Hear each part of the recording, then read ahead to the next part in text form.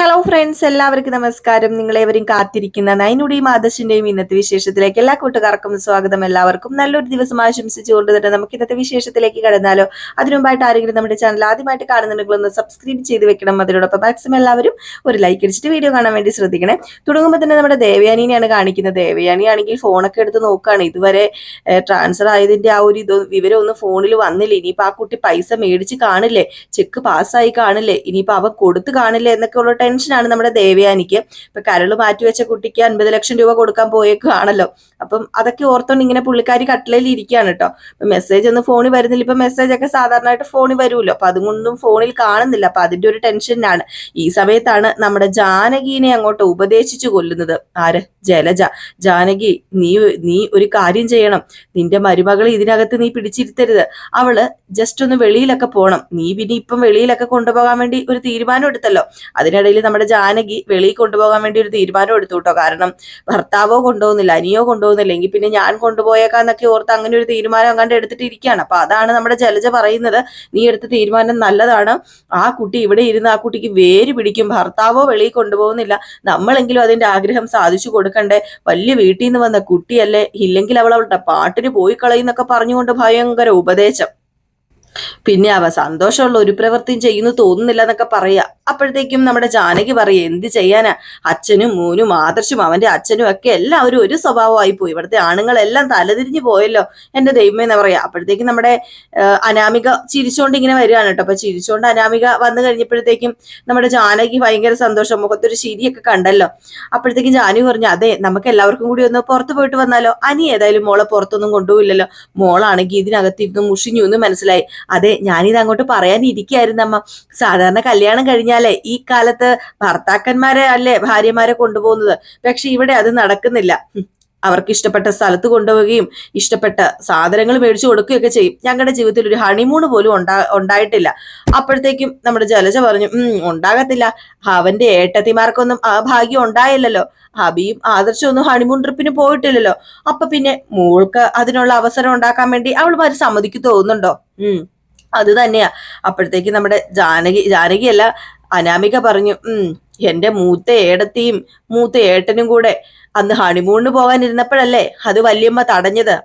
പോകാൻ പറ്റിയില്ലല്ലോ, അതിന്റെ മനപ്രയാസം കാണൂല്ലോ. പോകാൻ തുടങ്ങിയതല്ലേ ഉള്ളൂ, അതുകൊണ്ട് മോളുമായിട്ട് പോകാൻ സമ്മതിക്കത്തില്ല. എന്ന് വെച്ചാല് മോള് പറയുന്നതിനേക്കാളും അവന്റെ അമ്മ പറയുന്നതിനേക്കാളും ഒക്കെ കൂടുതൽ അനി കേൾക്കുന്നത് നയന പറയുന്നതാ. അപ്പൊ ജാനകി പറഞ്ഞു, മോള് വിഷമിക്കണ്ടാട്ടോ, അവന്റെ ഈ സ്വഭാവത്തിനൊക്കെ മാറ്റം വരും. നിങ്ങൾക്കൊരു കുഞ്ഞ് ജനിച്ചു കഴിഞ്ഞാല് ഇതിനൊക്കെ ഒരു പരിഹാരം ഉണ്ടാവും മോള്. അപ്പോഴത്തേക്കും മനസ്സിൽ ഇങ്ങനെ ചിന്തിക്കുകയാണ് കേട്ടോ അനാമിക, അവൻ ഇതുവരെ എന്റെ ഭർത്താവായിട്ടില്ല, പിന്നെയല്ലേ അവൻ എന്റെ കുഞ്ഞ്, അവന്റെ കുഞ്ഞിനെ ഞാൻ പ്രസവിക്കാൻ പോകുന്നത്. അപ്പം ജാനകി പറഞ്ഞു, മോളെന്താ ചിന്തിക്കുന്നത്, മോളെ അതൊന്നും ഓർത്ത് ടെൻഷൻ അടിക്കണ്ട, ബാ നമുക്ക് പുറത്ത് പോയി ഒന്ന് ചുറ്റി കറങ്ങിയിട്ടൊക്കെ വരാമെന്ന് പറഞ്ഞ് ഇവർ പുറത്ത് പോകാൻ തുടങ്ങുമ്പോഴത്തേക്ക് നമ്മുടെ ആദർശ് കയറി വരികയാണ് കേട്ടോ. അപ്പൊ ആദർശ് ചെക്ക് കൊടുക്കാൻ പോയതാണല്ലോ 50 ലക്ഷം രൂപ. അതൊക്കെ കഴിഞ്ഞിട്ടാണ് കയറി വരുന്നത്. കയറി വന്നപ്പോ ഈ 3 പെൺപടകൾ നിൽക്കുന്നത് കണ്ടപ്പോഴേ മനസ്സിലായി എന്തോ ദുരുദ്ദേശം ഉണ്ട്. 3 പേരും കൂടെ എന്തോ ആലോചിച്ച് പിറക്കി കൂട്ടുന്നുണ്ട് എന്ന് മനസ്സിലായി. ആദർശ് അതൊന്നും മൈൻഡ് ചെയ്യുന്നില്ല. അപ്പൊ ആദർശ് കയറി വന്ന ഉടനെ തന്നെ നമ്മുടെ ജലജ പറഞ്ഞു, വന്നല്ലോ, ഭാര്യ വീട്ടിൽ പോയിട്ട് വരുമായിരിക്കും അല്ലേ. അതെന്താ ഭാര്യ വീട്ടിൽ പോകുന്നത് അത്രയ്ക്ക് മോശമായ ഏർപ്പാടാണോ അപ്പച്ചി? സ്വന്തം സുഖം തേടി സ്വന്തം വീട്ടിൽ നിൽക്കുന്നവളെ ഏത് നേരം പോയി കാണുന്നത് അനന്തപുരിയിൽ ആണുങ്ങൾക്ക് ചേരുന്ന സ്വഭാവം അല്ല മോനെ, അതുകൊണ്ടാണ് ഞാൻ ഇതൊക്കെ പറയുന്നത്. അപ്പൊ ജാനകി പറഞ്ഞു, അന്തസ്സുള്ള ആണുങ്ങളൊന്നും അങ്ങനെ പോവില്ല. അപ്പൊ ആദർശ് പറഞ്ഞു, അതെ ഇളയമേ, എനിക്ക് ഇച്ചിരി അന്തസ്സ് കുറവാ, അതുകൊണ്ടാണ് ഞാൻ പോയത്. ഞാൻ ആ അന്തസ്സ് കുറഞ്ഞ് ജീവിച്ചോളാം, നിങ്ങൾക്ക് പ്രശ്നമുണ്ടോ? ഇല്ലല്ലോ. ഇടയ്ക്കിടയ്ക്ക് എന്റെ ഭാര്യനെ കാണണമെന്ന് തോന്നുമ്പോ അവളുടെ ഫോട്ടോ ഒന്നും എടുത്ത് നോക്കേണ്ട കാര്യം എനിക്കില്ല. ഇവളുടെ അടുത്ത് തന്നെ അവള് താമസിക്കുന്നത്, എനിക്ക് പോകാം. മുമ്പുണ്ടായിരുന്ന വീടിനേക്കാളും അടുത്താണല്ലോ ഇപ്പൊ നീ അവൾക്ക് വീടെടുത്ത് കൊടുത്തിരിക്കുന്നത്. അതെ അതെ അപ്പച്ചി, എനിക്ക് കാണണമെന്ന് പോകുമ്പോ പെട്ടെന്ന് പോയി കാണാനാ ഞാൻ വീടെടുത്ത് കൊടുത്തത്. അല്ല, നിങ്ങൾക്ക് ആർക്കെങ്കിലും പ്രശ്നമുണ്ടോ? ഇനി ഞാൻ അവളെ അവിടുന്ന് മാറ്റണോ? അങ്ങനെ മാറ്റാൻ പറഞ്ഞാലും ഞാൻ മാറ്റാൻ പോകുന്നില്ല. അപ്പോഴത്തേക്കുമാണ് നമ്മുടെ അനാമിക പറയുന്നത്, എന്നാലും ഇങ്ങനെ ഒരു വീട് ഞാൻ ഒരിക്കലും കാണുന്നില്ല. എല്ലാവരും ഒരേ തട്ടിലല്ല ഇരിക്കുന്നത്.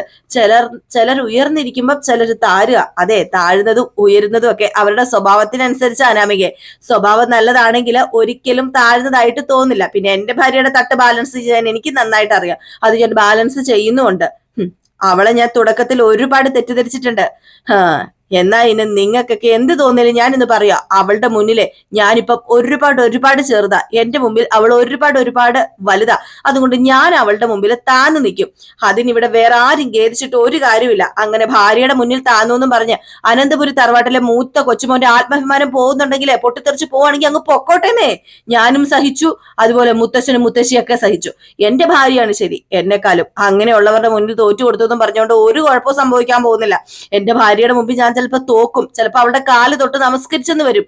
നിങ്ങൾ ആര് ചോദ്യം ചെയ്യാൻ വരണ്ടെന്ന് പറഞ്ഞ് അങ്ങ് പോയി കേട്ടോ. അപ്പോഴത്തേക്ക് ജലജ, എന്താ ജാനകി ഇത്, കൈവശം, കടുത്ത കൈവശം, അത് തന്നെയാ, അല്ലാതെ പിന്നെ എന്താ? അപ്പൊ നമ്മുടെ അനാമിക പറഞ്ഞു, അത് തന്നെയാ അപ്പച്ചി പറഞ്ഞ തന്നെയാ സത്യം, അല്ലാതെ പിന്നെ ഇങ്ങനെയൊക്കെ പറയുവോ?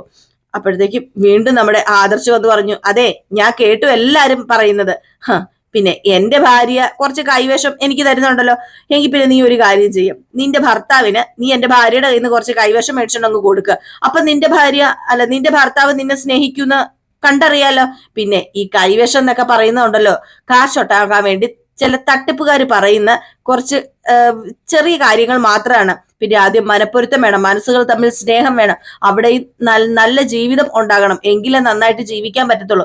അല്ലാതെ പരസ്പരം അങ്ങോട്ടും ഇങ്ങോട്ടും കുറ്റം പറഞ്ഞുകൊണ്ടിരുന്നു അതുപോലെ അവരെ ഇവരെ പഴിച്ചുകൊണ്ടിരുന്നിട്ട് ഒരു കാര്യവുമില്ല. ആദ്യം സ്വയം നന്നാകാൻ നോക്ക്, സ്വയം തെറ്റുകൾ തിരുത്താൻ നോക്ക്. അങ്ങനെ അനാമിക ചെയ്യേണ്ടത്. എങ്കിൽ ഭർത്താവിന് തനിയെ സ്നേഹം വരും എന്നൊക്കെ പറഞ്ഞിട്ട് ആദർശം അങ്ങ് പോയിട്ടോ.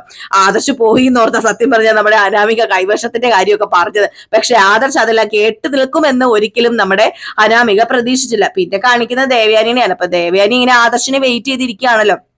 പിന്നെ ആദർശ് വന്നു. ആദർശ് വന്നതും, മോനെ ഞാൻ നിന്നെ കാത്തിരിക്കുകയായിരുന്നു. അല്ല നീ ആ ചെക്ക് കൊടുത്തില്ലേ?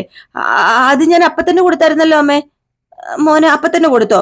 എന്നിട്ട് അത് അവര് ബാങ്കിൽ പ്രസന്റ് ചെയ്തില്ലേ? അത് പിന്നെ എനിക്ക് അറിയില്ലമ്മേ. പ്രസന്റ് ചെയ്തെങ്കിൽ എനിക്ക് മെസ്സേജ് വരുമല്ലോ, പക്ഷെ എനിക്കിതൊരു മെസ്സേജ് ഒന്നും വന്നിട്ടില്ല. അത് പിന്നെ ഞാൻ ചെക്ക് കൊടുത്തപ്പം അത് വേണ്ടെന്ന് ആ കുട്ടിയുടെ ഹസ്ബൻഡൊക്കെ പറഞ്ഞായിരുന്നു. ഇനിയിപ്പൊ എന്താണെന്ന് എനിക്ക് അറിയില്ല. പിന്നെ ഞാൻ നിർബന്ധിച്ചു കൊടുക്കുക ചെയ്തത്. ഇനിയിപ്പം അവരത് പ്രസന്റ് ചെയ്തോ ഇല്ലയോ എന്നൊന്നും എനിക്കറിയില്ല. അങ്ങനെയെങ്കിൽ അവളുടെ അക്കൗണ്ട് നമ്പർ എന്താ മേടിക്കാത്തത്? ആ അക്കൗണ്ട് നമ്പർ കിട്ടുമായിരുന്നെങ്കിൽ നമ്മുടെ അക്കൗണ്ടിൽ നിന്ന് ക്യാഷ് ട്രാൻസ്ഫർ ചെയ്താൽ പോരായിരുന്നോ? അത് ശരിയല്ലമ്മേ. അവർ വേണ്ടാന്ന് പറയുമ്പോൾ നമ്മൾ നിർബന്ധിക്കുന്നത് ശരിയാണോ? ഏതായാലും ചെക്ക് മേടിച്ചല്ലോ, ഇനിയിപ്പോ പ്രസന്റ് ചെയ്യുകയാണെങ്കിൽ ചെയ്യട്ടെ, വേണ്ടെങ്കിൽ വേണ്ട. അല്ല ആ പെൺകുട്ടിയുടെ ഹസ്ബൻഡിനോട് മോൻ ഇങ്ങോട്ടേക്ക് വരാനൊന്ന് പറയുമോ? അതിപ്പം പറഞ്ഞാലും വരുന്നു തോന്നില്ലമ്മേ. അതെന്താ മോനെ അങ്ങനെ? അതെന്താ ആ കുട്ടിയുടെ ഹസ്ബൻഡ് വരാത്തത്? അതെ, വേറൊന്നും കൊണ്ടും അല്ല, ഇവിടേക്ക് വന്നു കഴിഞ്ഞാൽ എന്തെങ്കിലും പാരിതോഷികം മേടിക്കേണ്ടി വരും എന്ന് അയാൾക്കറിയാം. അതുകൊണ്ട് വരാനുള്ള സാധ്യതയില്ല. അവർക്കൊരു പ്രത്യേക ടൈപ്പ് ആൾക്കാരാ. സഹായത്തിന് പ്രതിഫലം പറ്റുന്നത് ഒരു കുറച്ചിലായിട്ട് അവര് കാണുന്നത്. അത്രക്കാരെ നമ്മൾ മാനിക്കുക തന്നെ ചെയ്യണം മോനെ. അത്രക്കാരൊന്നും നമ്മള് കാണാൻ പോലും പറ്റത്തില്ല നമുക്ക്. അല്ല, നമുക്ക് അവർക്ക് എന്തെങ്കിലും ഒരവസ്ഥ വരികയാണെങ്കിൽ സഹായിക്കാം. അത് അങ്ങനെ എന്തെങ്കിലും ഒരു അവസ്ഥ വരുമ്പോ നമുക്ക് സഹായിച്ചാ പോരെ, അല്ലാതെ ഇപ്പൊ നമുക്ക് സഹായിക്കേണ്ട കാര്യമുണ്ടോ എന്ന് പറഞ്ഞപ്പോഴത്തേക്കും മോന്റെ ഭാര്യയ്ക്ക് വേണ്ടി ജോലി കൊടുക്കാൻ വേണ്ടി തയ്യാറായിട്ടൊക്കെ നിൽക്കുകയാണല്ലോ മോനും മോന്റെ മുത്തശ്ശനും മുത്തശ്ശിയും എല്ലാവരും. ആ സ്ഥാനത്ത് ഈ പെൺകുട്ടിക്ക് ജോലി കൊടുക്കേണ്ടത്. ഈ പെൺകുട്ടിക്ക് എന്തെങ്കിലും ഒരു ജോലി കൊടുക്കാൻ നോക്ക്, അങ്ങനെ ഒരു വരുമാന മാർഗം ഉണ്ടാക്കി കൊടുക്കാൻ നോക്ക്. ആ പെൺകുട്ടി വരുമെങ്കിൽ ഉറപ്പായിട്ടും ഞാൻ ജോലി കൊടുക്കും അമ്മ. എന്തായാലും അസുഖമൊക്കെ മാറിയിട്ട് എനിക്കൊന്ന് അവളെ കാണണം, അവളെ കണ്ടേ തീരൂ. അവളെ കാണാതെ എനിക്ക് ഒരു സമാധാനവും കിട്ടുന്നില്ല. കണ്ണടയ്ക്കുമ്പോൾ ആ പെൺകുട്ടിയുടെ മുഖമാണ് എനിക്ക് ഓർമ്മ വരുന്നത്. വേണ്ട ദേ, അമ്മ ഒരു കാര്യം ചെയ്യണം. ഇനി ആ പെൺകുട്ടീനെ കുറിച്ച് ചിന്തിക്കാനോ ഓർമ്മിപ്പിക്കാനോ ഒന്നും പാടില്ല. അല്ല എന്ന് വെച്ച് എനിക്ക് ആ പെൺകുട്ടീനെ ഒന്ന് കണ്ടൂടെ? കാണാമെന്നേ, സമയാട്ടെ, അപ്പം അമ്മേനെ ഞാൻ തന്നെ കൊണ്ട് കാണിക്കും. അപ്പൊ അമ്മക്ക് ഒരുപാട് സന്തോഷമാകും. അതുപോലെ ഏതായാലും ഇപ്പൊ അമ്മ അതൊന്നും ഓർത്ത് ടെൻഷൻ അടിക്കല്ല ചെയ്യേണ്ടത് എന്നിങ്ങനെ പറയുകയാണ് കേട്ടോ. ഇതേ സമയം നമ്മുടെ ആദർശിനെ കാണിക്കുകയാണ്. അല്ല, ആദർശ് മുത്തച്ഛനോടും മുത്തശ്ശിയോടും പറയുന്നതാട്ടോ കാണിക്കുന്നത്. അങ്ങനെ ആദർശ കാര്യം പറഞ്ഞപ്പോഴത്തേക്കും, അല്ല അപ്പം നമ്മൾ ഇനിയിപ്പോ എന്താ ചെയ്യേണ്ടത്? ഞാനൊരു കാര്യം ചെയ്യാം, എന്റെ അക്കൗണ്ടിൽ നിന്ന് പൈസ എടുത്തിടാം. വേണ്ട, ഞാൻ മോൾക്ക് പൈസ ട്രാൻസ്ഫർ ചെയ്ത് കൊടുത്തോളാം. അല്ല മുത്തച്ഛ, അത് അവൾക്ക് ഇഷ്ടമാവില്ല അച്ഛാ. ഇതൊരു പാരിതോഷികമായിട്ടേ അവൾക്ക് തോന്നത്തുള്ളൂ. അതൊക്കെ എനിക്കറിയാം. ഇത്തരം കാര്യങ്ങൾക്ക് മോൾ ഒരിക്കലും പ്രതിഫലം സ്വീകരിക്കില്ല. മോളുടെ ഇപ്പൊ ഇതൊക്കെ സഹായം ചെയ്തത് ഒരിക്കലും ആരെ കാണിക്കാനോ അല്ലെങ്കിൽ പിന്നെ മോളുടെ പേരും പ്രശസ്തിയൊക്കെ ഉയർത്താനോ ഒന്നും അല്ല. അതൊക്കെ എനിക്കറിയാം. പക്ഷെ നമ്മൾ ചെയ്യേണ്ടത് നമ്മൾ ചെയ്യണ്ടേ മോനെ? ആരെല്ലാം നമ്മൾ സഹായിച്ചിരിക്കുന്നു. പിന്നെന്താ നമുക്ക് നയനയെ സഹായിച്ചാൽ കുഴപ്പം? എത്രയോ പെൺകുട്ടികളുടെ വിവാഹം നമ്മൾ ചെയ്തു കൊടുത്തിരിക്കുന്നു. അങ്ങനെ കുറെ വിവാഹങ്ങളൊക്കെ നടത്തി കൊടുത്തിട്ടില്ലേ? എത്രയോ പേരുടെ ഓപ്പറേഷൻ നടത്തി കൊടുത്തിരിക്കുന്നു. അങ്ങനെ പല പല കാര്യങ്ങൾ ചെയ്തു കൊടുത്തിരിക്കുന്നു. അതുപോലെ ഒരു സഹായം അത്ര മാത്രമേ ഉള്ളൂ. പിന്നെ അറിയാലോ ഗോവിന്ദന്റെയൊക്കെ അവസ്ഥ. അതുകൊണ്ട് നമ്മൾ ചെയ്യുന്നത് വലിയ തെറ്റൊന്നും അല്ല. അവർക്ക് തെറ്റായിട്ട് തോന്നുമായിരിക്കും, അതായിരിക്കും അവരത് മേടിക്കാത്തത്. പിന്നെ ഗോവിന്ദനെ ഇനി ജോലിക്കൊന്നും വിടണ്ട. ആ കാര്യം ഞാൻ പലതവണ പറഞ്ഞതാ മുത്തശ്ശ. ജോലിയൊന്നും ഇല്ലാതെ വീട്ടിനകത്ത് ഇരിക്കുമ്പം അസുഖങ്ങളൊക്കെ വരുന്ന അവളുടെ അച്ഛൻ പറയുന്നത്. അതൊക്കെ അവിടെ നിൽക്കട്ടെ. നീ മലയ്ക്ക് പോയിട്ട് വന്നു കഴിഞ്ഞ് ഇവിടെ പ്രശ്നം രൂക്ഷമാകും, അറിയാലോ. എന്തായാലും ദേവയാനിക്ക് കരള് ദാനം ചെയ്ത പെൺകുട്ടിയെ നീ കാട്ടിക്കൊടുക്കേണ്ടി വരും. അവൾക്ക് പകരം മറ്റൊരു പെൺകുട്ടീനെ ചൂണ്ടിക്കാണിച്ചു കൊടുക്കാൻ പറ്റില്ലല്ലോ മുത്തശ്ശ. അങ്ങനെ ചെയ്തു കഴിഞ്ഞാൽ പിന്നെ അവളുടെ പിന്നാലെ നമ്മുടെ അമ്മ പോകും, അവളെ സഹായിക്കും. പിന്നെ എന്താ മോനെ ഇതിനൊരു പരിഹാരം? അല്ല, എന്തെങ്കിലും കാണിച്ചു കൊടുക്കണ്ടേ? അപ്പൊ നമ്മുടെ വസന്തര പറഞ്ഞു, ഇനി എന്നാ പിന്നെ നമുക്ക് നയനമോളുടെ കാര്യം ഒക്കെ പറഞ്ഞാലോ? ഹേയ്, അത് വേണ്ട മുത്തശ്ശി. നയന ഒരിക്കലും അത് സമ്മതിക്കില്ല. അതുമല്ല, അമ്മയ്ക്ക് അത് ഇഷ്ടമാവില്ല. പിന്നെ നമ്മൾ കള്ളം പറഞ്ഞു എന്ന് പറഞ്ഞായിരിക്കും അമ്മ പ്രശ്നം ഉണ്ടാക്കുന്നത്. അത് പിന്നെ മോനെ, ഞാനൊരു കാര്യം പറയാലോ. ചില സമയം നിന്റെ അമ്മയുടെ സ്വഭാവം കാണുമ്പോൾ സത്യം വിളിച്ചു പറയാൻ തോന്നിപ്പോവുക. ഇനിയിപ്പം മോന്റെ അമ്മേനേക്കാളും പരിഗണന കൊടുക്കേണ്ടത് വേറെ ആർക്കും അല്ല, മോന്റെ ഭാര്യയ്ക്കാ. അതുകൊണ്ട് തന്നെ നിങ്ങൾ നിങ്ങളുടെ കാര്യം നോക്കി ജീവിക്കണം. അനാമിക എന്തൊക്കെ പറഞ്ഞാലും അത് ഒരു ചെവി കൂടെ കേട്ട് മറ്റു ചെവി കൂടെ പിന്നെ കളയുക. പിന്നെ വേറൊരു കാര്യം ഞാൻ പറഞ്ഞേക്കാം, അമ്മയും അച്ഛനെയും പൂർണ്ണമായി തള്ളി കളയണം എന്നല്ല പറഞ്ഞത്, പരിഗണന കൊടുക്കേണ്ടവർക്ക് പരിഗണന കൊടുക്കണം. അതത്രേ ഉള്ളൂ മുത്തച്ഛ. ഞാൻ സത്യം പറഞ്ഞാൽ അവർക്ക് വലിയ സുഖമോ പരിഗണന ഒന്നും കൊടുത്തിട്ടില്ല. ഞാന് എന്തോ അന്നൊന്നും എനിക്ക് അതിനൊന്നും കഴിഞ്ഞിട്ടില്ല, അന്നൊക്കെ ഞാൻ തെറ്റിദ്ധരിച്ചിട്ടേ ഉള്ളൂ.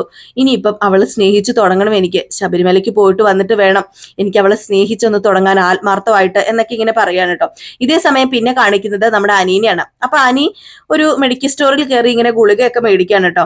അപ്പം മെഡിക്കൽ സ്റ്റോറിൽ കയറി ഗുളികയൊക്കെ മേടിക്കുന്നുണ്ടപ്പോഴത്തേക്കും നമ്മുടെ അനാമികയും ജാനകിയും ജലജയും കൂടെ കറങ്ങാൻ ഇറങ്ങിയല്ലോ. അപ്പോഴാണ് അനിയെ കാണുന്നത്. അനിയെ കണ്ട ഉടനെ നമ്മുടെ അനാമിക പറഞ്ഞു, നിർത്തിക്ക് വണ്ടി നിർത്തിക്കെന്ന് പറഞ്ഞു. അങ്ങനെ അനാമിക വണ്ടിയിൽ നിന്ന് ഇറങ്ങി. അനാമികയും ജലജയൊക്കെ വണ്ടിയിൽ നിന്ന് ഇറങ്ങി നോക്കിയപ്പോഴത്തേക്കും കാണുന്ന കാഴ്ച എന്ന് പറഞ്ഞാൽ അനി മെഡിക്കൽ സ്റ്റോറിൽ നിന്ന് മരുന്ന് മേടിച്ചുകൊണ്ടിരിക്കുക. അപ്പോഴത്തേക്കും ജലജ പറഞ്ഞു, ശരിയാണല്ലോ, ഇവൻ എന്തിനാ ഈ മെഡിസിൻ മേടിക്കുന്നത്? അപ്പം ജാനകിയും പറഞ്ഞു, വീട്ടിൽ ആർക്കും ഒരു കുഴപ്പമില്ലല്ലോ, മോനും ഒരു കുഴപ്പമില്ല, പിന്നെ എന്തിനായിരിക്കും? എന്തായാലും അനി എങ്ങോട്ടേക്കാ ഈ മെഡിസിനും കൊണ്ട് പോകുന്നതെന്ന് നമുക്ക് നോക്കാം. അപ്പം ജാനകി പറഞ്ഞു, എന്തിനാ നമ്മൾ വെറുതെ അവന്റെ പിന്നാലെ പോകുന്നത്? അത് വേണോ അമ്മേ? മറ്റൊന്നും കൊണ്ടുമല്ല, അവൻ എനിക്കൊപ്പം വരാൻ സമയമില്ല. അപ്പൊ അവൻ ആരുടെ പിന്നാലെ നടക്കുന്നതെന്ന് എനിക്കറിയണമല്ലോ. എനിക്ക് ചെറിയ സംശയങ്ങളൊക്കെ ഉണ്ട്. ആ സംശയം എന്താണെന്ന് എനിക്കറിയാം മോളെ എന്നിങ്ങനെ നമ്മുടെ ജലജ. അങ്ങനെ ജലജ പറഞ്ഞു, ജാനകി, ഇങ്ങനെ ഒരു കരട് മോളുടെ ഉള്ളിൽ കിടക്കുമ്പോൾ നമ്മൾ അവനെ പിന്തുടരണം. അതിന് ഒരു തെറ്റുമില്ല. അവൻ തെറ്റായ വഴിയിലൂടെയാണ് സഞ്ചരിക്കുന്നത് എങ്കിൽ അവനെ അതിൽ നിന്ന് പിന്തിരിപ്പിക്കണം. അത് നിങ്ങൾ രണ്ടുപേരും കൂടെ ചെയ്യണം. നമ്മുടെ എല്ലാവരുടെയും ആവശ്യം അത്, അവനെ അതിൽ നിന്ന് പിന്തിരിപ്പിക്കുക എന്നത്. അപ്പോഴത്തേക്കും ജലജ വീണ്ടും പറഞ്ഞു, പിന്നെ ആദർശം ഇപ്പൊ നേർവഴിക്കല്ലല്ലോ സഞ്ചരിക്കുന്നത്. അതേ പാത പിന്തുടരുന്ന ആളാണ് നിന്റെ മോന്. അപ്പൊ അതുകൊണ്ട് ചിലപ്പോ ഒരു കാര്യം ഉണ്ടാകും, അവനും അങ്ങനെ മറ്റുള്ളവരെ പിന്തുടർന്നു നയനയെ കാണാൻ തന്നെയായിരിക്കും ചിലപ്പോ പോയിരിക്കുന്നതെന്ന് പറഞ്ഞപ്പോഴത്തേക്ക് അനാമികയും പറഞ്ഞു, അത് തന്നെ എനിക്കും പറയാനുള്ളത്. നയനയെ കാണാൻ വേണ്ടി തന്നെ ആയിരിക്കും അങ്ങോട്ടേക്ക് പോയിരിക്കുന്നത്. കൂടെ കാണാമല്ലോ നന്ദുവിനെയും കൂടെ. അതുകൊണ്ട് അവിടെ തന്നെ ആയിരിക്കും അവൻ ഉണ്ടാകുക. അവന്റെ വണ്ടിയുടെ പുറകെ നമുക്ക് പോകാം. അല്ലെങ്കിലും ഈ വഴി ഏതാണെന്നറിയാമോ? ഈ വഴി അവളുടെ വീട്ടിലേക്ക് പോകുന്ന വഴിയാ, പുതിയ വീട്ടിലേക്ക് പോകുന്ന വഴി. അപ്പം ജലജ പറഞ്ഞു, അങ്ങനെയാണെങ്കിൽ നമുക്ക് അവിടെ വരെ ഒന്ന് പോകാം, എടുത്തു കൊടുത്ത പുതിയ വീടും കൂടി ഒന്ന് കാണാലോ എന്നിങ്ങനെ പറഞ്ഞിട്ട് ഇവരങ്ങോട്ടേക്ക് പോകാൻ തുടങ്ങും. അപ്പോഴത്തേക്ക് നമ്മുടെ അനി എന്താ ചെയ്യുന്നത്? അനി നേരെ ഈ മെഡിസിനൊക്കെ ആയിട്ട് നമ്മുടെ നയനയുടെ അടുത്തേക്ക് ചെല്ലാണ്. അവിടെ ചെന്ന് കഴിഞ്ഞപ്പോഴത്തേക്കും കനകദുർഗയും ഗോവിന്ദനും ഇല്ല. ഇറങ്ങി വരുന്നത് നന്ദുവാണ്. അങ്ങനെ നന്ദു ഇറങ്ങി വന്നു. എന്നെ അനി ഇങ്ങോട്ടേക്ക് വന്നതെന്ന് ചോദിച്ചപ്പം അത് പിന്നെ ഞാൻ കുറച്ച് ആയുർവേദ മരുന്നും പൊടികളും ഒക്കെ ആയിട്ട് വന്നതാണ്. ഏടത്തിയുടെ മരുന്നുകളൊക്കെ തീർന്നെന്ന് ആദർശേട്ടൻ പറഞ്ഞായിരുന്നു. അപ്പൊ ആദർശേട്ടന് കുറച്ച് തിരക്കും കാര്യങ്ങളൊക്കെ ഉള്ളതുകൊണ്ടാണ് ഞാൻ ഇത് കൊണ്ടുവരുന്നതെന്ന് പറഞ്ഞു. ഇത് കേട്ട് കഴിഞ്ഞപ്പോഴത്തേക്കും എങ്കിൽ പിന്നെ അത് തരാൻ പറഞ്ഞു. അതങ്ങനെ മേടിച്ചിട്ട് പറഞ്ഞു, അച്ഛനും അമ്മയും ഇവിടെ ഇല്ല, അച്ഛനും അമ്മയും പുറത്തു പോയിരിക്കാന്ന് പറഞ്ഞപ്പം, ആണോ? അല്ല, നയനടുത്ത് ഇവിടെ ഇല്ലേ? ചേച്ചി ഇവിടെ ഉണ്ട്. എങ്കിൽ പിന്നെ ഞാൻ നയനടുത്തിനെ ഒന്ന് കാണട്ടെ എന്ന് പറഞ്ഞ് ഇവരകത്ത് കയറുകയാണ് കേട്ടോ. അകത്ത് കയറി ഇപ്പൊ നയന ഇറങ്ങി വന്നപ്പോഴത്തേക്കും, അല്ല മോനെന്താ ഇപ്പൊ ഇങ്ങോട്ടേക്ക് വന്നത്? അത് പിന്നെ മരുന്നൊക്കെ ആയിട്ട് വന്നതാ. മോൻ ഇങ്ങോട്ടേക്ക് എപ്പോഴും വരേണ്ട കാര്യമില്ലായിരുന്നല്ലോ. അത് അനാമിക അറിഞ്ഞു കഴിഞ്ഞാൽ എന്താ, എന്തെങ്കിലും നടക്കട്ടെ. സത്യമായിട്ട് സ്വസ്ഥതയും സമാധാനവും ഇല്ലാത്ത ജീവിതമാ. ഇനിയിപ്പൊ എന്ത് സമാധാനക്കേട് ഉണ്ടാകാനാ? ഇനിയിപ്പൊ അവൾ അറിഞ്ഞാലും കണക്കാ, അറിഞ്ഞില്ലെങ്കിലും കണക്കാ. പിന്നെ അച്ഛനും അമ്മയും വരാൻ വൈകുമോ ചേച്ചി എന്നൊക്കെ ചോദിച്ചപ്പം പറഞ്ഞു, അച്ഛനും അമ്മയും ചിലപ്പം വരാൻ വൈകുമായിരിക്കും, അറിയില്ല മോനെ എന്നൊക്കെ എന്നൊക്കെ പറഞ്ഞ് ഇവര് സംസാരിച്ചുകൊണ്ടിരിക്കുകയാണ് കേട്ടോ. അപ്പൊ അതിനിടയിൽ നമ്മുടെ നയന ഉപദേശിക്കുന്നുണ്ട്, ഒരിക്കലും നിങ്ങൾ ഇങ്ങനെ വഴക്കൊന്നും കൂടി ഇരിക്കരുത്, രണ്ടുപേരും അങ്ങോട്ടും ഇങ്ങോട്ടും പരസ്പരം സ്നേഹിക്കണം, അതുമല്ല അവക്ക് കുറച്ച് പക്വതക്കുറവും ഉണ്ടല്ലോ, അത് മോൻ വേണം മാറ്റിയെടുക്കാൻ എന്നൊക്കെ നമ്മുടെ നയന ഉപദേശിക്കുന്നുണ്ട്. ഈ ഒരു സമയത്താണ് മൂന്ന് പേരും കൂടെ വന്ന് ഇറങ്ങുന്നത്. അങ്ങനെ വന്ന് ഇറങ്ങിയ ഉടനെ തന്നെ നമ്മുടെ അനാമികയ്ക്ക് മനസ്സിലായി, ബുള്ളറ്റ് കിടക്കുന്നത് കണ്ടപ്പോ ഇതിനകത്ത് ആരുണ്ടെന്ന്, നമ്മുടെ അനി ഉണ്ടെന്ന്. കണ്ടില്ലേ കണ്ടില്ലേ അമ്മേ, ദേ അനിയുടെ ബുള്ളറ്റ് കിടക്കുന്നു, ഇവിടെ തന്നെ അവൻ വരുന്നതെന്ന് ഞാൻ പറഞ്ഞില്ലായിരുന്നോ എന്നിങ്ങനെ പറഞ്ഞു. അങ്ങനെ അനന്തപുരിയിലെ വണ്ടി കണ്ടതും പെട്ടെന്ന് അനി, അയ്യോ ഇത് അനന്തപുരിയിലെ വണ്ടിയാണല്ലോ എന്ന് പറഞ്ഞു. പെട്ടെന്ന് നമ്മുടെ നന്ദു നയനെ നോക്കി, അപ്പൊ അനന്തപുരിയിലെ വണ്ടിയാണ്. അയ്യോ പണി പാളിന്നാ തോന്നുന്നത്, ആ ഇറങ്ങി വരുന്നത് അനാമികയാണല്ലോ എന്ന് പറഞ്ഞു. അപ്പൊ അനാമിക വണ്ടിക്കകത്തുനിന്ന് ഇറങ്ങി. അനാമിക ഇങ്ങനെ ഇറങ്ങി വന്നിട്ട് പറഞ്ഞു, കണ്ടില്ലേ കണ്ടില്ലേ, ഇന്ന് അവനിട്ട് ഞാൻ കൊടുക്കും, നല്ലത് ഞാൻ കൊടുക്കും, എന്നെ പറഞ്ഞു പറ്റിക്കുക അവൻ എന്നെ പറഞ്ഞു പറ്റിച്ച് അവനവന്റെ കാമുകീനെ കാണാൻ വരിക എന്ന് പറയാം. അപ്പൊ ഇവര് പേടിച്ചകത്ത് നിൽക്കാണ് കേട്ടോ. ഇവര് പേടിച്ചകത്ത് നിൽക്കുന്നു. നമ്മുടെ അനാമികയും ജലജയും ജാനകിയും വണ്ടിയിൽ നിന്ന് ഇറങ്ങുന്നു. ജാനകി ഇങ്ങ് ഇറങ്ങി വന്നിട്ട്, നീ എന്ത് തെമ്മാടിത്തരം അടാ കാണിക്കുന്നത്, നീ ആരോട് ചോദിച്ചിട്ടാണ് ഇവിടെ വരുന്നത്, നിനക്ക് ഇവിടെ വരേണ്ട ആവശ്യം എന്താന്ന് ചോദിച്ചപ്പം, അത് പിന്നെ ഇടത്തേക്ക് ചെറിയ പനിയും ജലദോഷമൊക്കെ ഉണ്ടായിരുന്നു, അപ്പൊ ഞാൻ മെഡിസിൻ മേടിച്ചിട്ട് വന്നതാന്ന് പറഞ്ഞപ്പോ, നീ മെഡിസിൻ മേടിച്ചിട്ട് വന്നാൽ ഞങ്ങൾക്ക് മനസ്സിലായി, കാരണം നീ മെഡിക്കൽ സ്റ്റോറിൽ കയറുന്നത് ഞങ്ങൾ കണ്ടു, അപ്പൊ അനാമിക മോൾക്ക് ഒരു സംശയം തോന്നിയിട്ടാണ് ഞങ്ങൾ ഇങ്ങോട്ടേക്ക് വന്നത്. നാണമില്ലേടി നിനക്കൊക്കെ ഇവനെ വിളിച്ച് വീട്ടിൽ കയറ്റാന്, എന്തിനാണ് വെറുതെ എന്റെ മോന്റെ ജീവിതം നശിപ്പിക്കാനായിട്ട് ഇവനെയൊക്കെ നീ വിളിച്ച് വീട്ടിൽ കയറ്റുന്നത്, നീ ആദർശിന്റെ കാര്യം നോക്കിയാ പോരെ, എന്തിനാ എന്റെ മകന്റെ ജീവിതവും കൂടെ നീ തൊലയ്ക്കുന്നത് എന്ന് ചോദിച്ചു കഴിഞ്ഞപ്പോഴത്തേക്കും നമ്മുടെ അനി പറഞ്ഞു, അമ്മയെ നിർത്തുന്നുണ്ടോ, ദേ ഈ വക കാര്യങ്ങളൊന്നും ഇവിടെ സംസാരിക്കരുത്, അമ്മ തെറ്റിദ്ധരിച്ചിരിക്കുക, തെറ്റിദ്ധരിപ്പിക്കുകയാടാ നീ, ഞങ്ങളെ തെറ്റിദ്ധരിപ്പിക്കുക, നല്ലൊരു മോളെ ഭാര്യയായിട്ട് കിട്ടിയിട്ട് അവൻ വന്നേക്കുന്നു മറ്റൊരുത്തിനെ കാണാനായിട്ടെന്ന് പറഞ്ഞ് നന്ദൂരി ഇങ്ങനെ നോക്കുകയാണ്. അപ്പൊ നമ്മുടെ നയന പറഞ്ഞു, ദേ ഇളയമ്മ ഇങ്ങനെയൊന്നും പറയരുത്, ഒരിക്കലും അനി അതുദ്ദേശിച്ചല്ല ഇങ്ങോട്ടേക്ക് വരുന്നത്, അനി ഞങ്ങളോടുള്ള സ്നേഹം കൊണ്ടാ. അതേടി, സ്നേഹിക്കാൻ മാത്രം നീയൊക്കെ എടുത്തേക്കല്ലേ എന്റെ കെട്ടിയോനെ, നിനക്ക് നാണം ഉണ്ടോടി, നീ ഈ വീട്ടിൽ വന്ന് നിൽക്കുന്നത് തന്നെ ഈ ചുറ്റുമുള്ള ചെറുപ്പക്കാരെ വളയ്ക്കാനായിരിക്കും, പണ്ടത്തെ ബന്ധങ്ങൾ പുതുക്കാനായിരിക്കും എന്ന് പറഞ്ഞപ്പോഴത്തേക്കും ദേഷ്യം വന്നിട്ടോ നയനയ്ക്ക്. അപ്പോഴും നന്ദു ഒന്നും മിണ്ടാതെ നിൽക്കുക. നയന പറഞ്ഞു, ദേ ഇതുപോലെയുള്ള വൃത്തികേടുകൾ എന്റെ മുമ്പിൽ സംസാരിച്ചു കഴിഞ്ഞാലുണ്ടല്ലോ, ദേ അനാമിക ഞാനൊരു കാര്യം പറഞ്ഞേക്കാം, എന്റെ സംസ്കാരം അതല്ല, എന്റെ അച്ഛനും അമ്മയും എന്നെ അങ്ങനെയല്ല വളർത്തിയിരിക്കുന്നത്, പിന്നെ എങ്ങനെയാടി നിന്റെ അച്ഛനും അമ്മയും നിന്നെ വളർത്തിയിരിക്കുന്നത്, ദേ ഞാനൊരു കാര്യം പറയാം, നീയും നിന്റെ അനിയത്തിയൊക്കെ കണക്കാ, നിന്റെ അനിയത്തി കണ്ട ചെറുപ്പക്കാരുടെ കൂടെ കറങ്ങി നടക്കുകയല്ലേ, എന്റെ ഭർത്താവിനെ വളച്ചെടുക്കാൻ വേണ്ടി നടക്കുകയല്ലേ, പിന്നെ എങ്ങനെയാടി നിന്റെ കുടുംബം നന്നാകുന്നത്, അച്ഛനും അമ്മയും കൂട്ടു നിൽക്കുക എല്ലാത്തിനും, നാണമില്ലല്ലോടി ഇതിന്റെ അച്ഛനും അമ്മയ്ക്കെന്ന് പറഞ്ഞു. അപ്പോഴത്തേക്ക് ഒരു പരിധി കൂടുതൽ ഇത് കേട്ട് കഴിഞ്ഞപ്പോഴത്തേക്കും നമ്മുടെ നയനെ ഫ്രണ്ടിലേക്ക് കയറിയിട്ട് പറഞ്ഞു, ദേ ഞങ്ങളുടെ അച്ഛനെ അമ്മേനെ പറഞ്ഞാ ഉണ്ടല്ലോ എന്ന് പറഞ്ഞപ്പോ, നിന്റെ അച്ഛനെ അമ്മേനെ പറഞ്ഞാൽ നീ എന്ത് ചെയ്യൂടി എന്ന് പറഞ്ഞു. അനാമിക ഒരു ഒറ്റ തള്ളു തള്ളി നമ്മുടെ നയനെ അങ്ങ് വീണു കേട്ടോ. ഒന്നാമത് വയ്യാണ്ടിരിക്കുകയാണല്ലോ നയനയ്ക്ക്. നന്ദു സഹിക്കുവോ, നന്ദു ഇങ്ങ് വന്നില്ലേ, എന്താടി നീ എന്റെ ചേച്ചീനെ ചെയ്തതെന്നും പറഞ്ഞ ഒരു ഒറ്റ അടി അങ്ങോട്ട് കൊടുത്തു കേട്ടോ. ഏതായാലും ചെവിക്കല്ല് തകർന്നു പോയി നമ്മുടെ അനാമികയുടെ. ഒരു തല്ലിൽ ഒതുങ്ങുന്നില്ല കേട്ടോ, 1-2 തല്ല് കൊടുക്കുന്നുണ്ട്. ഏതായാലും കാത്തിരുന്ന് തന്നെ കാണാം എന്താ സംഭവിക്കാൻ പോകുന്നത്. അപ്പൊ എല്ലാവരും കാത്തിരിക്കുക. അടുത്ത വിശേഷമായിട്ട് കാണുന്നവരെല്ലാവർക്കും ടാറ്റാ ബൈ ബൈ.